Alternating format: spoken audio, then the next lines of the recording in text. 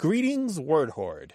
We're here with an exciting option for you, a version of our podcast without any ads. That's right. No advertising interruptions, just the content you love, ready to go in your favorite podcast apps like Spotify and Apple Podcasts. It's another way to support the show, ensuring that we keep bringing you the word stories and language explorations that you love. Try it at waywardradio.org/ad-free. And it's affordable. For just a small subscription fee, you can enjoy A Way with Words uninterrupted, except by us. Plus, it makes a great gift. Know somebody who loves language as much as you do? Give them the gift of words. Easy to sign up, easy to enjoy. It's the same A Way with Words, just streamlined for your listening pleasure. Go to waywardradio.org/ad-free. Support us, support the show, and enjoy an ad-free listening experience.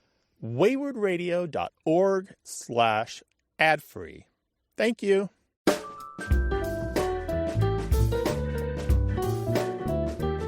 Welcome to another summer minicast from A Way with Words. I'm Grant Barrett.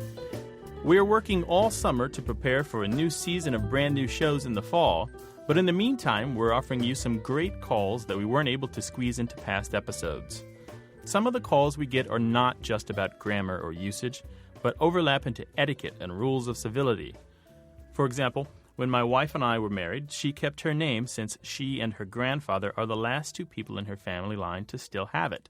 So we get a lot of letters addressed wrongly to Sarah Barrett or to Mr. and Mrs. Grant Barrett, even from people who know that she kept her last name. One of our listeners, Emily in San Diego, has the same dilemma. She's a modern woman, and she's bothered by the convention of addressing envelopes to Mr. and Mrs. John Smith. Shouldn't we also address the woman by first name? See what you think. So I work for a large nonprofit that works on behalf of the elderly. Mm-hmm. Mm-hmm. And I work in the development department, so I write a lot of letters to donors. Mm-hmm. And when we address the letters, I have been taught that we should address them if there's a married couple, and say it's John and Mary Smith, mm-hmm. that we should address the letter Mr. and Mrs. John Smith.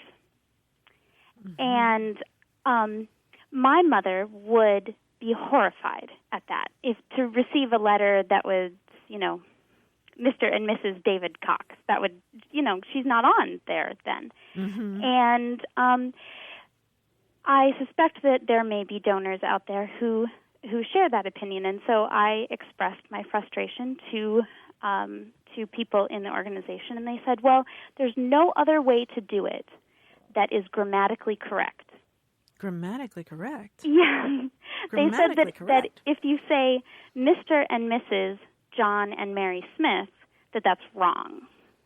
Really? Well, now this is a tough one because you want to keep those donors happy, right? You don't want to leave any stone unturned or compromise what you're doing at all, and, right? And are these donors, you may know their names, but they're not personal acquaintances of yours, are they?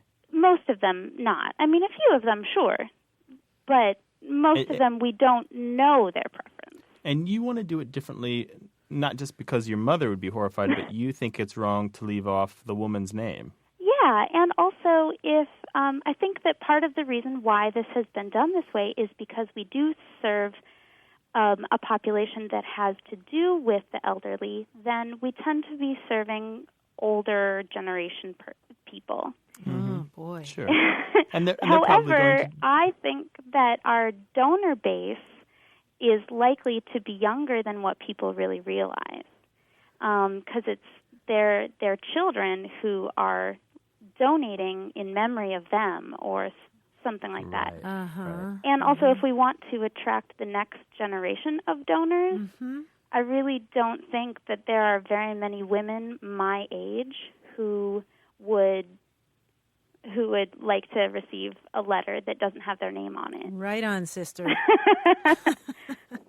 I'm with you on that, Emily. Now, in terms of let's talk about the choice that you offered, which was Mr. and Mrs. John and Mary Smith, right? Yeah. There's a problem with that. If we use the traditional form of address, Mr. and Mrs. John Smith, the reason that works is because we can't actually traditionally call Mrs. Smith, Mrs. John Smith. Yeah. That's accepted. Right. At least formally and traditionally in a conservative fashion. But it's never been accepted to call the man Mrs. John Smith. And that's the problem when you put the two honorifics at the beginning and then they have their two names. The problem is that you're kind of implying that both honorifics apply to both names the same way they do in the shorter form. So it doesn't really work. Mrs. John Smith is not how we would ever address John. We just don't write letters that way. Right. But you do have two other choices. And I don't know that people who are really conservative about this sort of thing or prefer the very formal ways would be offended. And I think you'll find that some modern etiquette guides will include these. One of the ways is to say Mr. John and Mrs. Mary Smith. And then you get both names in there, and then the titles are next to the first name that they belong to. But just envisioning that in my head, it would look weird to people, I think. I've never seen an address that looks like that. There's the longer form. If you said Mr. John Smith and Mrs. Marie Smith, I don't know. There are problems with that as well. What if we just lopped off those titles? Would they look too naked then, you think? Well, I don't think so. And there are some parties here that would agree with you all and me on that. But the kind of the more powers that be definitely want to maintain that formal part of it and keep the titles on there. I have a solution for you, though. Oh, you do? Oh, hallelujah. I know. Just send two separate letters. No. One to John and one to Mary. No. Al Gore is going to be after you, Grant. And not only Al Gore, but people already call us up and say, you send us too many letters. There you go. How about email? Send them separate emails, Do then. these people read email? Well, when they send us a check, their email is not on the check. Okay. Only their address is on the check. Okay. So you're sending back thank yous. Yes. Well, how about, Emily, what about your original question? Is it grammatical to say Mr. and Mrs. John and Mary Smith? I don't have a problem with that grammatically. Do you, Grant? I think it's not about grammar, but it is wrong. I think it's unequivocally wrong. What? You can't have Mr. and Mrs. John and Mary Smith because you can say Mr. John Smith, but you can't say Mrs. John Smith. Does that make sense? You can say Mrs. John Smith, but you can't say I'm sorry. I got that. Mr. Marie Smith. That's exactly right. That's right. Okay. That's exactly right. You can't say, and that's the problem with putting the two titles, the two honorifics up there in front of both of the names. They either need to be left off or done the traditional way, or they need to be next to the first name that they belong to. These are not good options. These are not good options. Well, I would say on. my advice to you is to do it the traditional way. I think you need to assume that your audience is going to prefer and understand the dilemma that you're in. They're going to prefer this solution over all the others. So that's one small step for feminism, one giant leap for your fundraising. If you're pinning the hopes of feminism on the way you address letters, then you've got big problems. Well, then let's just address it to Mr. and Mrs. Mary Smith. You could do that. You really could do that. I think If you'll it get a lot doesn't of, matter, let's just use the woman's I think name. you'll get a lot of strange phone calls, but maybe that'll be a chance to open up dialogue and solicit more donations. I don't know. Well, Emily, you've set us against each other here. Well, that's not unusual. You have been listening to our show, then. Yeah. Well, gosh, what are you going to do? I don't know that we've been helpful. What are you going to do? Maybe I'll bring this Mr. John and Mrs. Mary Smith up as another possibility.